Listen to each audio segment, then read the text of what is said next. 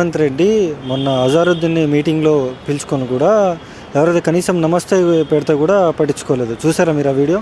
చూసిన. ఎట్లా ఫీల్ అవుతున్నారు? మంత్రి పదవి ఇచ్చానని చెప్పేసి ముస్లిం మైనారిటీలకి నేను అండగా నిలబడతా అంటూ కూడా రేవంత్ రెడ్డి చెప్తా ఉన్నాడు. ఎట్లా చూస్తారు ఇది? ముస్లిం మైనారిటీలకు ఒకవేళ రేవంత్ రెడ్డి అండగా నిలబడేటోడైతే 22 నెలల క్రితమే నిలబడేటోడు.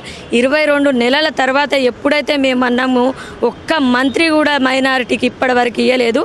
బీఆర్ఎస్ పార్టీ హయాంలో హోమ్ మినిస్టర్ కూడా ఇచ్చినాము, మంత్రులు ఇచ్చినాము, ఎమ్మెల్సీలు ఇట్లా మంచి పొజిషన్లో మేము నిలబెట్టుకున్నాము. మైనారిటీస్ని ఎప్పుడు పక్కన పెట్టుకొని నడిచింది బీఆర్ఎస్ పార్టీ. మైనారిటీలను ఎంతో సపోర్ట్ చేసింది. అధికంగా బడ్జెట్ కూడా మైనారిటీలకే ఇచ్చింది. అప్పుడు అది షాదీ ముబారక్ రూపంలో కావచ్చు, మైనారిటీ బందే కావచ్చు, కళ్యాణ లక్ష్మితో పాటు ఈయన తులం బంగారం అని హిందువులకు కూడా అన్నాడు. కానీ పాపము ఆ తులం బంగారం ఆశతోటి వాళ్ళు మైమర్చిపోయి అది కూడా ఊర్లలో ఓటేసిండ్రు. 1-2% తోటి బీఆర్ఎస్ పార్టీ పోయిన తర్వాత కూడా పాపము ఫస్ట్ వాళ్ళకే రైతు బంధు ఎగ్గొట్టిండు ఆయన.